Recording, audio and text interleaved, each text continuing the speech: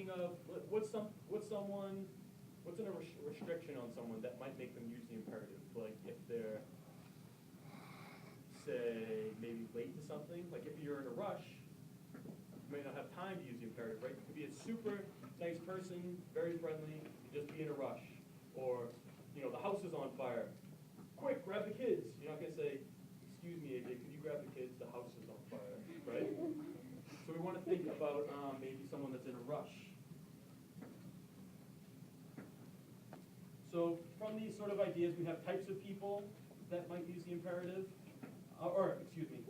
titles that might use the imperative, right? Specific jobs that would allow you to use the imperative, a type of person, maybe someone that's not friendly, or a circumstance, right? You're in a rush, the house is on fire, grab the kids.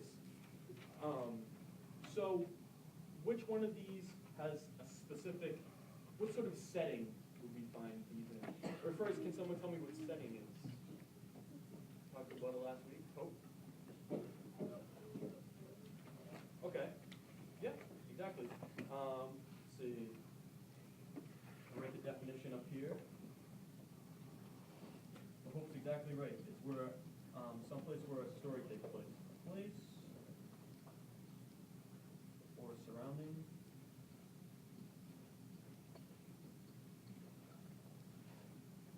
where an event takes place.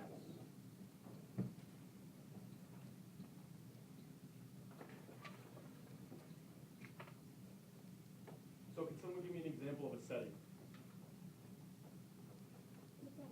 McDonald's. Awesome. I was going to say my living room. Your living room. Excellent. The forest? Okay. The beach? The beach? Awesome. And so now so basically a setting is anywhere anything could take place. It could be a real place, your living room, the beach. It could be, what's one of the settings in the Hunger Games? I know. Go on. My sister heard about it because she's seen it because I think it's about when this girl was having a hard time with the danger team. She joined in for a little. Awesome. So that would be the plot, right? That's what happened. Where did the girl who was in danger, where did that take place? She was in the arena, and one of the other settings was District 12 or the Capitol. Perfect. So we see there that there's very distinct settings, right? The Capitol, District 12, the arena. These are all specific places where specific parts of the story took place. And those settings don't exist, right? At least not yet. We don't have District 12 yet. Maybe someday, if you guys aren't good. So a setting is anywhere anything can take place, right? So now we have these two ideas. We have the imperative and we have setting. So how might one of these, someone tell me the setting for someone using the imperative that's a king. Where might the king using the imperative be? In a castle? King might be in a castle, right? And if we're thinking of, if you and I are writing a movie about the king in the castle who uses imperatives, who's there? There's the king. And who might the king be talking to using the imperative? Servants. Awesome. So what about the teacher? Where's a setting we might find a teacher? A school. And who might the teacher be talking to using the imperative in this setting of school? Students. Awesome. So what about a not friendly person? Give me a setting for a not friendly person. Like on the sidewalk next to a road, maybe just walking by. Awesome. And who might the not friendly person be talking to in this setting on the side of the road? Just random people walking by. Sure. Okay. And then let's think of someone in a rush, right? They're using the imperative. They're in a rush. What setting might the person in a rush be? Okay. At work. Awesome. And who is the person in the rush talking to at the business place? Yeah, businessman. So like a coworker maybe? Coworker, yeah. So give me an example of what the person in a rush might say to their coworker at the office building. Using the imperative. Imperative. Yep. So. Remember, they're not going to address them by name Okay. or by subject.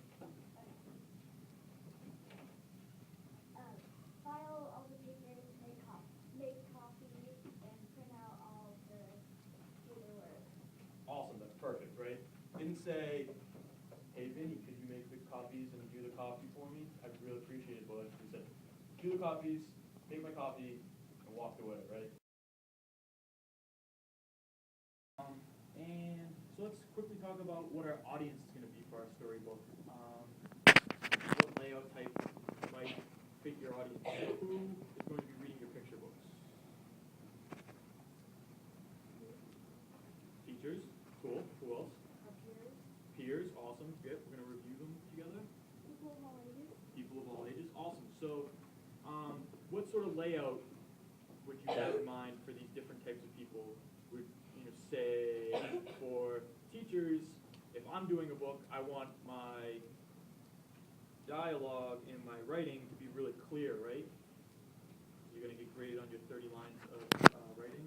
So that's something you want to think about for layout, that you want, like here, the dialogue or the writing is almost its own page, right?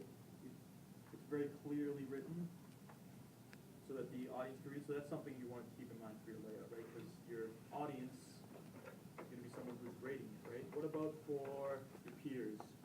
What about your layout might you want to take into account for your peers? We would want it to be like really, really new, not like real too long. Okay, cool.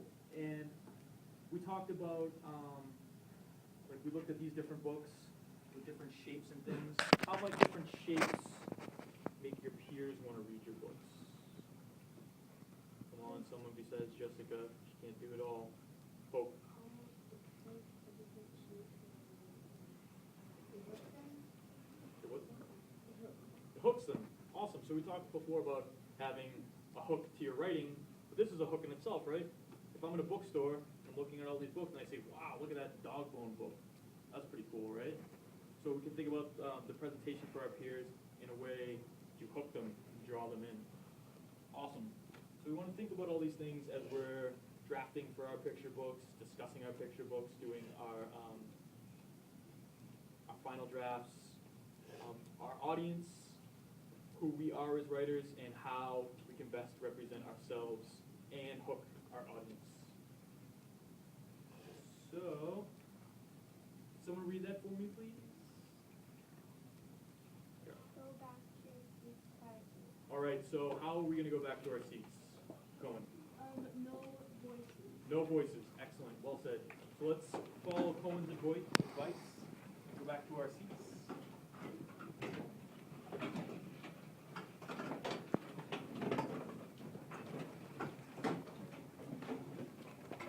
And can I have a volunteer to pass out some papers? Someone who feels they shared a lot during the presentation? See Julius and Jessica. You guys were very helpful during our discussion. Thank you very much. One person. All right. So what we're going to do, oh, sorry, I didn't realize yellow wouldn't finish so well. Write a letter to an inanimate object. So what was the inanimate object in the Giving Tree? The tree. Lexi, what was the inanimate object in the Giving Tree? The tree. Excellent. Which has helped you in your life. Use a creative approach to your layout to best represent your relationship with that object and use a picture when appropriate. So you're writing to an inanimate object that's helped you out in your life. It could be your shoes. Your shoes get you to school every day, and you don't get cuts on your feet because of your shoes. You may have a favorite pencil that helps you do your homework. The computer, dictionary, anything that helped you. And you want to think specifically about the layout. So I don't want them to see a picture of the dictionary and a letter at the bottom. You can write around the dictionary. You can write through the dictionary. Be really creative with how you represent both your letter and the thing you're writing about. Your letter must be at least 4 lines long, and it will be handed in. And I'll put this back up in a second, but here's an example. So this is a letter I wrote to my office chair. Please forgive the pictures, I'm not an artist. Dearest office chair, you've supported me literally and symbolically all these years. Remember those times I thought I was too tired to do my homework and you held me up? Or that time you kept me from falling when I tripped over the cat? I would not have made it this far without you. Thank you so much, Mr. Dwyer. And then here's my picture, right? Here's the office chair. And the office chair is saying, I'll save you. What sort of literary device is that? Show me the symbol for it. Angel, what is that? What sort of symbol is that? Remember what that stands for?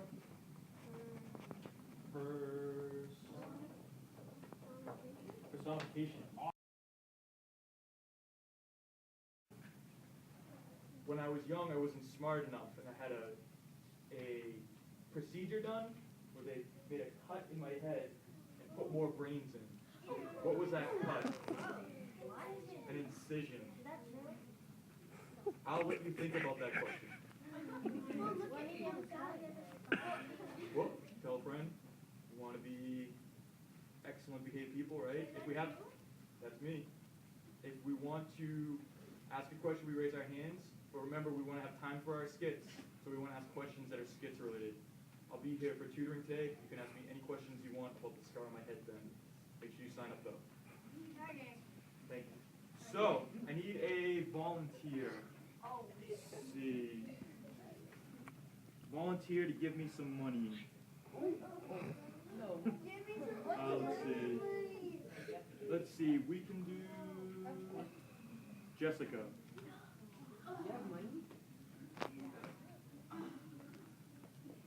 So, to come up here. We don't need to sit down actually. So, we are going to be doing skits, right? Right? Yes. Excellent. So what Jessica and I right now are going to do is we're going to show you how our skits are going to be done. The components of our skits are going to be, you're going to have sentences of dialogue. This says 4 sentences, but there's a group of 3 people and a group of 5 people. In those cases, you'll have 3 or 5.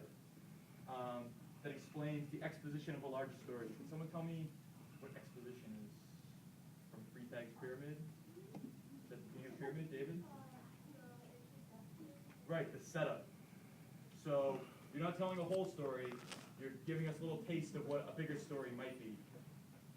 Each group must use 1 vocabulary word per group member. So that's where groups of 3 and a group of 5, you're going to have 3 and 5. And you're going to have 1 literary device in your skit. So can someone tell me a literary device we could use?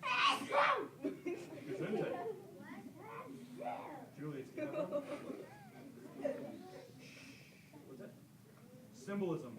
Absolutely could get symbolism into a short skit. Someone else tell me a literary device? Felix?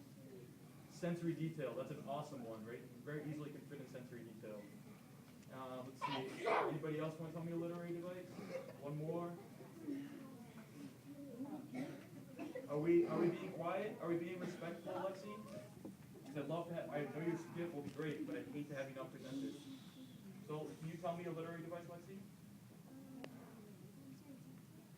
If you were paying attention, you would know that we already said sensory detail. You tell me another one.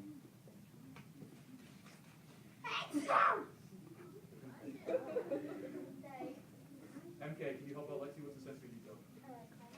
Oh wait, no, it's sensory detail. Yeah, I mean not sensory detail, literary device. Oh, okay. Climax? Yeah.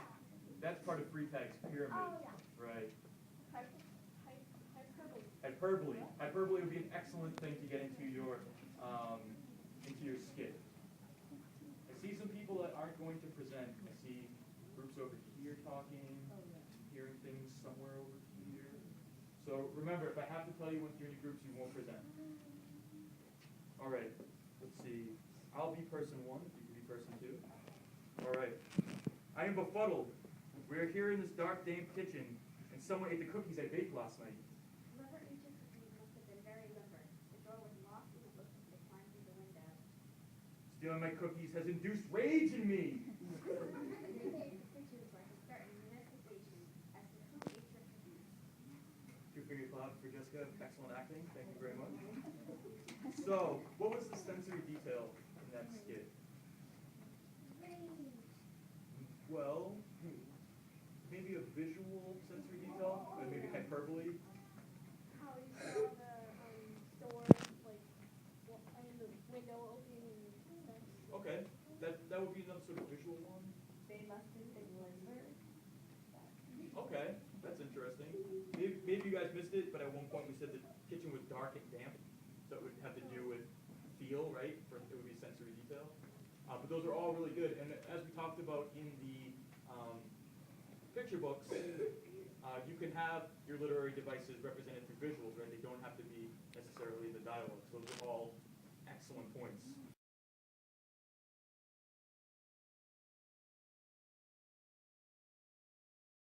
Of the first video, start with the focus on how well the lesson engaged with students in learning. So my feeling is that students were able to engage with content that was likely to improve their abilities to understand and interpret, respond to the complexities in the lesson very well. The ideas were presented with a lot of scaffolding, a lot of modeling of the imperative and how the imperative related to appropriate vocabulary. And then students had a very open-ended conversation about how imperative can function, with the instructor leading students through that discussion. There was an emphasis on the synthesis of both imperatives and vocabulary, and students were given the opportunity to show understanding of that synthesis, interpret different levels of complexity regarding how imperative sentences function in different situations, and then students that all functioned well because there was a strong classroom environment. There was a lot of humor used to get students engaged with imperative sentence. There was a lot of opportunity for students to build their own understanding of imperative sentences, which led them to have greater classroom equity. And then I think the main weakness for engaging students with the learning was that I could be more explicit with supporting students with learning needs. Writing notes on the board was there, but it would have been nice to maybe provide those notes, preemptively know that students would need those notes, and to give those notes to like IEP, ELL students, or just students who have had issues with vocabulary in the past. And also I could have provided written definitions of the how the imperative functions, and a vocabulary review. Those things were put on the board, but it would have been helpful to give those to students for their notes, so that they could follow along and not have to worry about taking the notes, be able to more focus on the discussion. Now I'd like to speak about the monitoring of student learning during the lesson. I think the strength of this lesson was that there was a student opportunity to express their understanding through different means. Students answered questions verbally. And the way they responded verbally was through their opportunities for very short, one-word answers. There was opportunities for students to explain their understanding. So there was a lot of flexibility in how students could respond, which supported ELL and IEP students in that there was opportunities for them to engage with the lesson without having to worry about answering more complex questions. There could have been more of a written component to understand student to deal with student understanding, maybe like a self-assessment. But I think that overall there was a lot of opportunity for students to student learning to be monitored. At times, students' responses were very substantive, building on other student responses. There was a lot of guiding to interpret the complexities of the task through student-led discussion and modeling. Not every opportunity was capitalized on, which is something I'd like to work on in the future, using each perceived issue students have and really working towards building understanding for that student, because it's also going to support other students who aren't as vocal about their lack of understanding. I believe the material was very accurate in how imperatives function, and I also believe that responses were very accurate. I feel that there was a lot of strong explanation and in how imperatives function, and any deficiencies that students brought up, I felt that was dealt with well, and helped build a better understanding. I asked varied questions and received very varied answers that showed different stages of the thought process for the students building understanding. But not everybody's learning process was engaged with. There could have been more for visual learners. Now for the knowledge and content of pedagogy in this first lesson. I believe that there was a strong use and extensive understanding of the subject, sort of the structure of how imperatives function and how they can relate to other aspects of the curriculum, particularly vocabulary and author's craft. There was some anticipation of student learning, though there could have been more, particularly when it was speaking of terms supporting IEP students, just as many pictures of imperative sentences, how they function, I think would have been a really strong way to support IEP students and ELL students. There was also a greater opportunity for different types of learning theory implementation.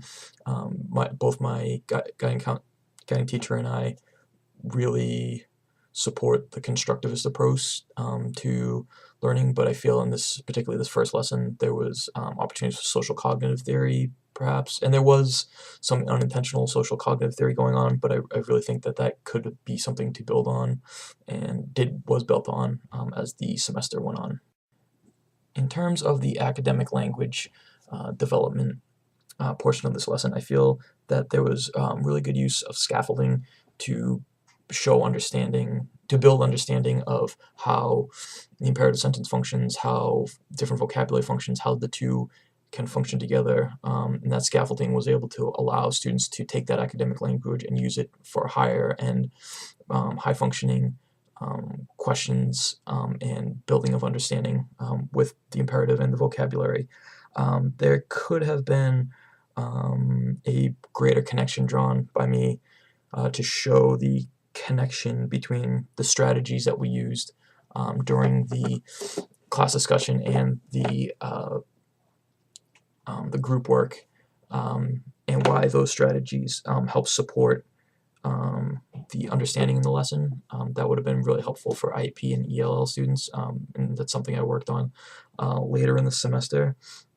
There was a good use of differentiation in this lesson. There's a lot of verbal modeling. There was notes on the board. There was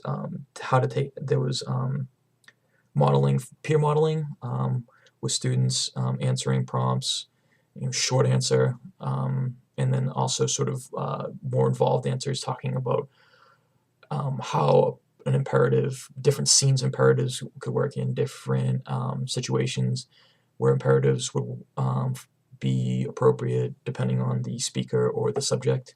So I feel that there was really good differentiation in this lesson. I was really glad with how that portion turned out. So this is a discussion of the second video and the monitoring of learner progress in that video. So in terms of that second video, the second lesson, students were supported through and given opportunities to discuss vocabulary, how vocabulary interacted with author's craft, and showcase their ability to interpret the text, in this case the Giving Tree, and they were able to analyze the book using author's craft and vocabulary and similar texts through their own discussion of their history as a reader. All these different components of the lesson gave students opportunity to speak and construct knowledge and articulate that knowledge. So there was a real wealth of opportunity for students to engage with this particular lesson, in that there was it was opportunity to talk very specifically about how the connections they made with higher order thinking skills to different vocabulary in the text, but it also allowed students who weren't quite there yet to articulate those higher end skills to sort of start to work towards that through describing their own history as a reader, their own understanding of the text, or the vocab, or the different parts of author's craft. So there was a lot of engagement opportunities for students.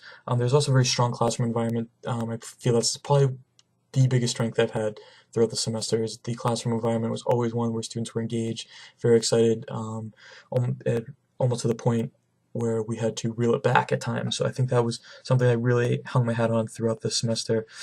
In terms of student engagement deficiencies, I feel again, particularly language learners, EL students in this lesson could have used more support. They did have the opportunity to engage with the prompts that were less demanding, so that they were building up equity in the classroom, so hopefully that they'll attempt these higher order thinking things in the future, and there was opportunity for them to show the higher order thinking skills through the writing piece at the end of the lesson, but I just feel that there was some way to get students to engage with the higher order thinking skills necessary to talk between vocab and the text and author's craft, and work through all three things simultaneously. That's something I'd really like to work on in the future, is making sure that all students are at least attempting to do those higher order thinking skills. So this is a discussion of the monitoring of student learning during the second video. What we have here is there were a lot of opportunities for students to show understanding throughout this, with various degrees of difficulty in questions posed to students, and there was okay, I'll just start that over.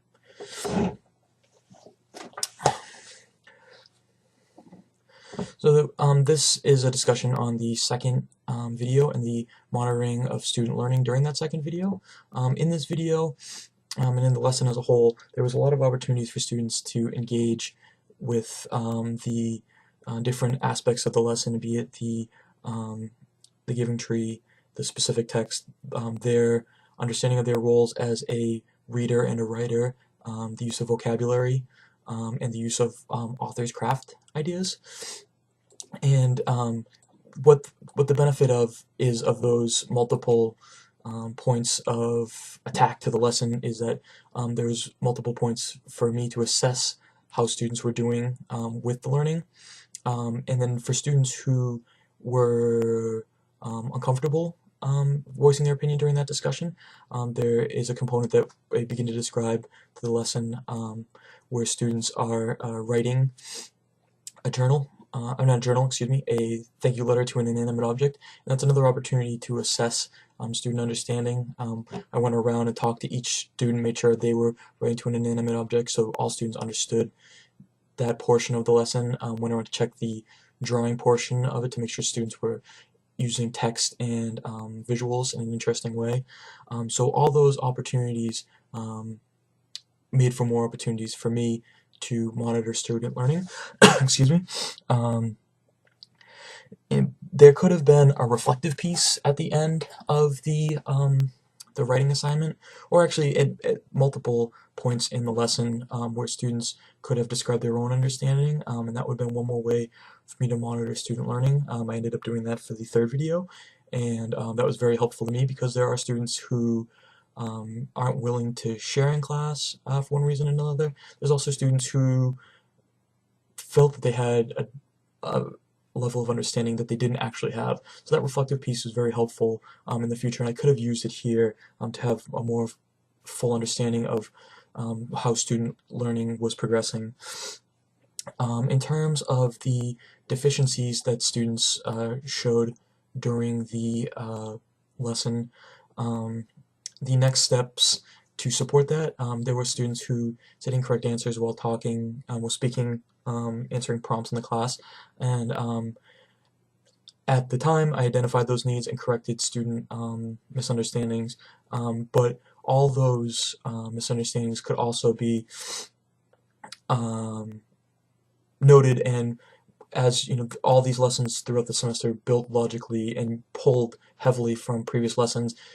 At each point where we're readdressing things and reviewing vocabulary or author's craft, literary terms, those deficiencies can also be brought up in the future as the review goes on, so that we're strengthening understanding of things we've already covered as we go along. Alright, so this is a discussion of the use of knowledge content pedagogy in the second video, the second lesson involving the giving tree. I think there was a really strong use of knowledge in this lesson, how the new components of the lesson, they're brought out new vocabulary along with existing vocabulary, an existing discussion of author's craft, the new discussion of author's craft, and I think all those were well presented and supported with accurate information. I also think that I worked really hard to make sure that there was a strong connection between all three, so it wasn't just there was a presentation of understanding about literary terms. There was a presentation of literary terms. There was also a presentation of literary terms and how they affect approaches to writing, approaches to reading, the giving tree specifically, students' own history with being both a reader and a writer. That was something I really was excited about how that turned out. While I'm patting myself on the back, I think that that all goes to what I was talking about earlier with the classroom environment being a priority throughout the semester. In terms of anticipating learners' needs and demonstrating a continuing search for improved practices, I definitely think there's a continued search because I feel that there was a lot of missed opportunities for anticipating learners' needs. There's a very difficult lesson. It was very cognitively demanding on students, a lot of high order thinking skills involved in synthesizing all these different aspects, pulling them together and talking about them and articulating them on the spot. And students did really well with it, particularly in the sections that I showed in the video, but at the beginning of the discussion, which isn't on the video, there was some rough patches where we really had to slow down and I had to model very specific connections. And I knew that there would be difficulties in making those connections, but I didn't really anticipate specific issues that would arise, that were obviously going to arise. I just didn't, I more planned for a general need for support where I could have planned very specific supports, as there was things that clearly students were going to have a need for support from. In terms of knowing the research component, I believe, was there. There was lots of support for visual learners and ELIP students, which to this point in the semester had been an issue for me. I was assuming students were following me a lot, and I realized that that's obviously not the case. So you see it particularly when I modeled the appropriate type of response for the assignment for the end of the lesson, where I drew picture, I drew the writing in the text, how I was hoping students would present their own letter. And I went through everything very precisely. You know, this word bubble is hyperbole, this word bubble is to support movement, and I really was glad with how that piece turned out. In terms of learning theory, it's still a struggle for me. You'll even see struggles in the third video with that for me. I did go beyond a focus of constructivism in this lesson. There's a very obvious social cognitive component, a lot of instructor modeling and peer modeling in terms of how to answer higher order cognitively demanding questions, but also very specifically in the modeling of the letter that students wrote at the end. But I do think that there is more to be offered outside of those two learning theories, constructivism and social cognitive theory. I just need to be more vigilant with myself, drawing from those other learning theories as I construct lessons in the future. And this is a discussion of the development of academic language in the second video. There was a huge component to this of scaffolding, where we talked at great length about how different things function on their own, literary devices, author's craft, and how those things would function in concert together. There was very explicit models in that. You see very specific modeling in the presentation of the example for the writing assignment, but there's also modeling through positive feedback as we discuss the different interactions with different components of the lesson, which I think was very supportive for students. There was a lot of differentiation in this, that students were able to discuss things very specifically, using very specific vocabulary. There's also a lot of general opportunities for general talking about the different connections between author's craft, literary devices, the giving tree, and so on. And there was also, and then there was a writing component, which is described at the end of the video, and there's also an artistic component that go along with that, to allow students that are more visual to approach something without the worrying about the rigor of formal writing, which I think was very strong, so that those students could show their own understanding of these different connections. And then in terms of the academic language, there was needs very specifically with ELL students, and again, at this point I was putting notes on the board, but I wasn't handing out notes for students, which would have been very helpful for those ELL and IEP students. But I'd also like to talk about the academic language strengths of the students. The students did a really good job of being able to compartmentalize different vocabulary and academic language. This is a literary device, this deals with author's craft, but they're also able to pull from those different compartments when appropriate, to provide analysis of the giving tree and then analysis of author's craft as an idea, how it affects them as writers and readers, which was very important. So in terms of the progress between Lesson 1 and Lesson 2, there were several things of note that I would like to point out. In terms of engaging with student learning, the overall lesson was more student-focused. The questions weren't as rigid in terms of what I was asking students for. There was different levels of engagement students could attempt to engage with. There was more variety in the cognitive demand of questions, so there was opportunities for all students to contribute, and also there was opportunities for students who don't normally contribute due to fear of saying something incorrect in front of their peers. There was easier questions for them to engage with, allowing them to build more confidence in themselves, greater self-efficacy, more classroom equity. In terms of the academic language, development of academic language, students were presented with different levels of academic language, in terms of difficulty and also in terms of review. There was brand new words they were learning that day, about the giving tree, different contexts with words they already knew, that they were reviewed, in terms of literary devices. And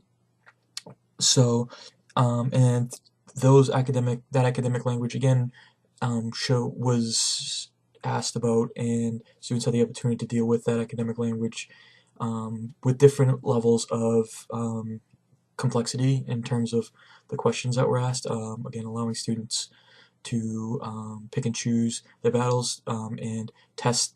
I was really worried about ELL students, so there was some easier opportunities for students to engage, build self-efficacy. You hear at the very end of the video, as a student, what personification is. That's the student who is at a second grade reading level, and along with the prompts, there was personification was pointing, rhythm was tapping on their head, and students drawing on that from the past, and that student was able to figure out what personification was. He first pointed it out, then got the word out, so it was really successful, a big success going forward from the first lesson, developing academic language.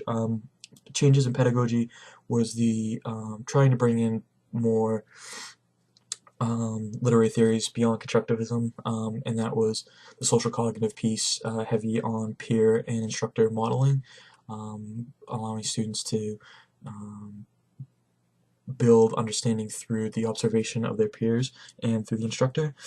And in terms of assessment opportunities, the variety in ways students could respond to different prompts allowed for lots of assessment in terms of assessing just understanding of vocabulary, and then when students were comparing identifying learning devices in the Giving Tree and talking about those in terms of author's craft, there was an opportunity to assess higher end, more cognitively demanding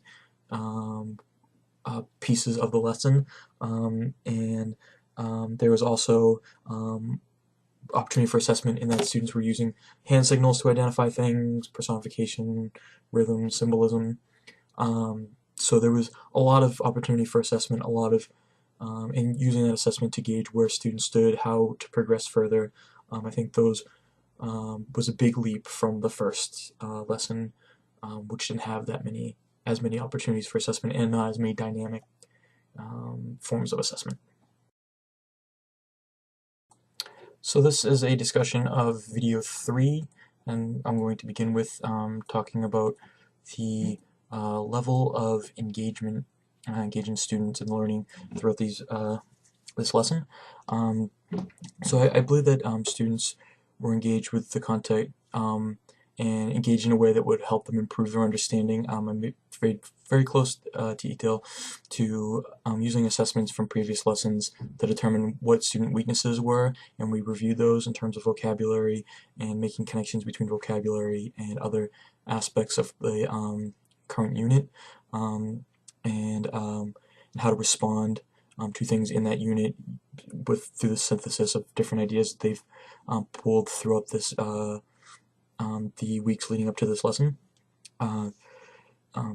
There was a lot of modeling in that, and which is essential to keeping students engaged but also informed, because this is very demanding. The assignment that I asked them to accomplish is making skits pulling these very different things. So the modeling was essential for engagement because it was exciting. Students laughed, but in that they were also would feel supported and comfortable with the demanding assignment that they had ahead of them. There was varied approaches in that we spoke, I asked very specific questions about very specific parts of vocabulary, author's craft, things like that, and I also, there was that, that really creative fun component, which is the skit. So that so students, there's a kinesthetic piece for students that students who have trouble sitting still, thinking very specifically about students with IEP, students who have been diagnosed with ADD, students who are undiagnosed and probably have ADD. So that very piece was really helpful for them. And in terms of classroom management, you see there are a few instances where students are talking, and knowing that students really enjoyed this skit, I use that as a marker by which students could judge their own behavior, reminding them that certain behavior would disqualify them from doing the skit. And I think that worked very well. And also the classroom environment, the environment that I created through excitement and very engaging task, a task that supported different learners. I feel that environment that was created by the idea of this, the overall lesson, really supports the more academic portions of it, the synthesis of these different ideas, the application of that synthesis was all supported by the classroom environment and the classroom management. In video 3, the monitoring student learning, I think, was very positive. There was very specific opportunities for students to answer questions, and those answers to questions provided opportunity for assessment. In that students were asked questions that both summarized vocabulary from the past, but also demanded that students, through identifying that vocabulary, understood relationships between things like author's craft, literary terms, and a free text pyramid, which was an extra wrinkle for this lesson. And then those responses from students were then repeated back to create further understanding, giving even more examples for students to attach meaning to and get further understanding of all these different elements, all the different moving parts of the lesson, with the new components plus things that they'd learned to that point through that we were reviewing. Students were able to, through these extra opportunities to readdress what students had just said through the instructor, students were able to reevaluate their own understandings and ask questions if needed. They didn't ask many questions during this video, but the final component to sort of the informal assessment was after the video ended, when students went to the groups to begin writing their skits. I walked around and spoke to individual groups, asked them very specific questions about how what their setting was, how that setting was affected by vocabulary chosen, how that affected their understanding of free text pyramid, and students in that setting asked even more questions, and then that was an opportunity for me to take that understanding and reflect it back on them through a modeling of how the relationships between the specific question could be understood. So there was a lot of points for assessing student understanding. One thing I could have done better was to ask for students to self-assess at that point. There was a self-assessment component to the skit that they created, that they handed in. That was very helpful for me to plan for future lessons, but I could have given just a brief thing, or even had a show of hands who has, describe your understanding of the assignment as great, fair, or poor, and okay, people raise their hands for great, fair, or poor. So there was more opportunity for assessment, though I did feel positive, particularly after walking from group to group, that students all had a working understanding of the assignment and all the necessary information to engage with that assignment. In terms of knowledge of content and pedagogy, I think this has been one of the strongest pieces for me throughout the semester. I really, particularly in the understanding of the content, worked really hard to understand things very well before I presented them in lessons, because I myself wasn't totally familiar with a lot of specific vocabulary. You didn't see it in these videos, but grammar was the thing that was really difficult for me. So I was really tried hard. That was my emphasis for the semester. That and classroom management. So I really worked hard for that in this semester, and I think this was probably the best use of that, because each lesson was more and more difficult. There was more and more pieces, more and more moving parts to not only explain, but to keep track of, and I think I did a really good job in this lesson with that.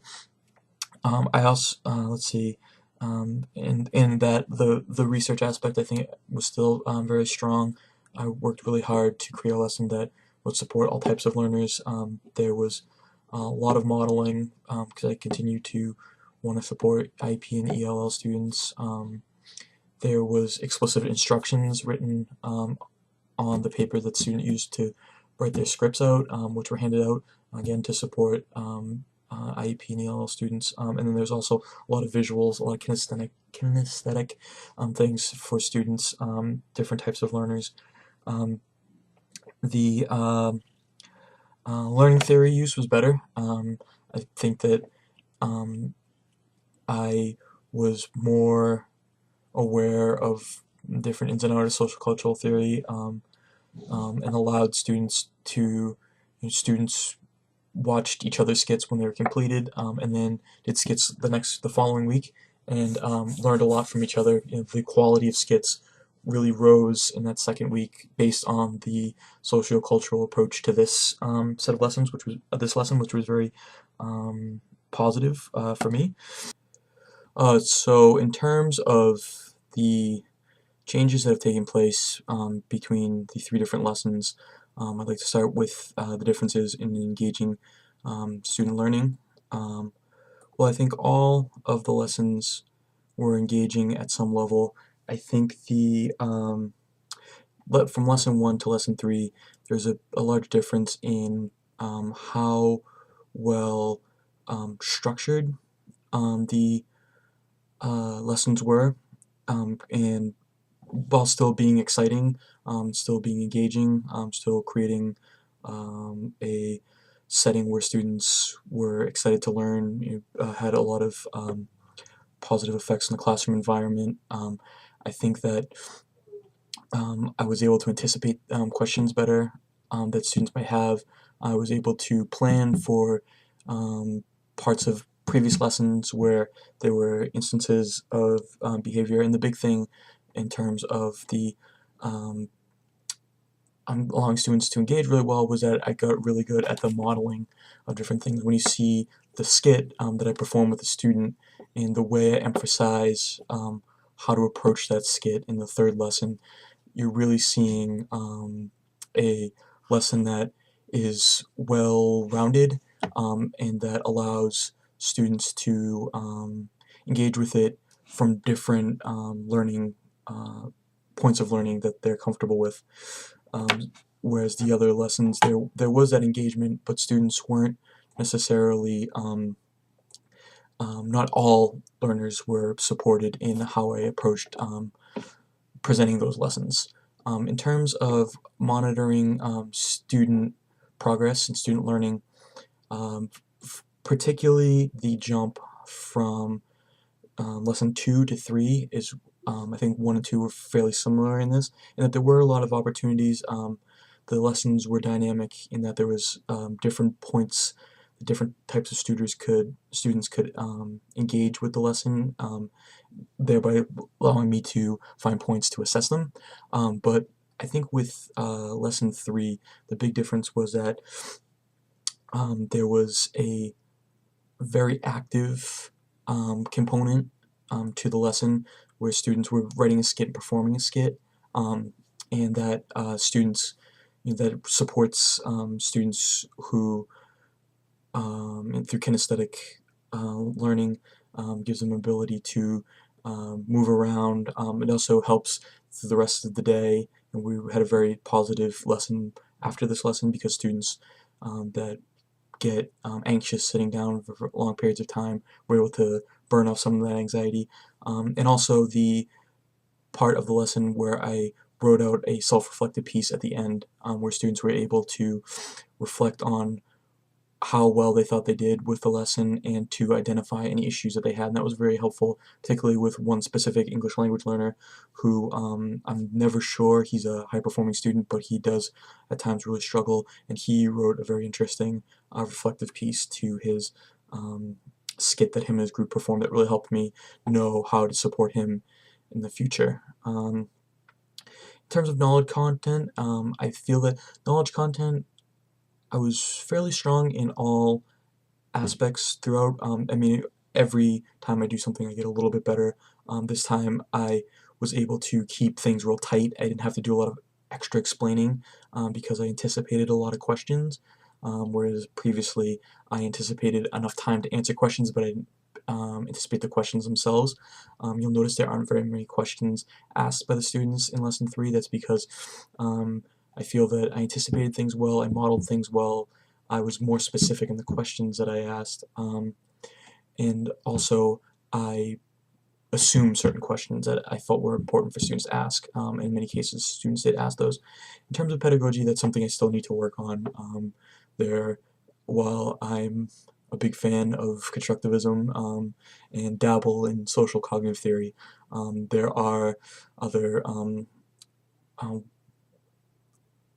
ways to teach different learning theories to use, and I just need to be more mindful of those because I feel that those approaching things with a certain learning theory in mind, perhaps rotating through different learning theories, will help me support a wider range of students. So, I try to cover very large groups of students, visual learners, learners who need a lot of scaffolding, a lot of modeling, English language learners, IEP students.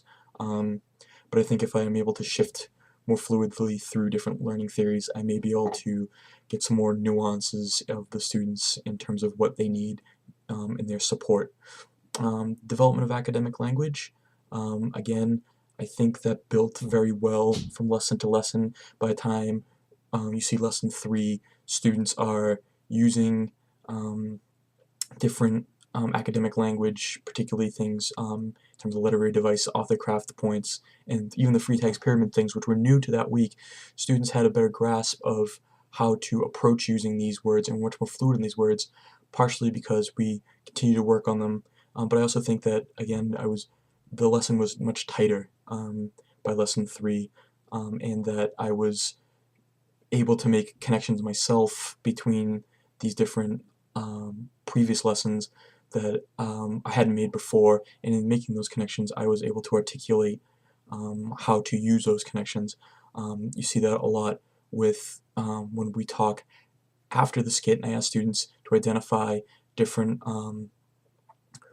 literary devices that they found in the skit that I presented.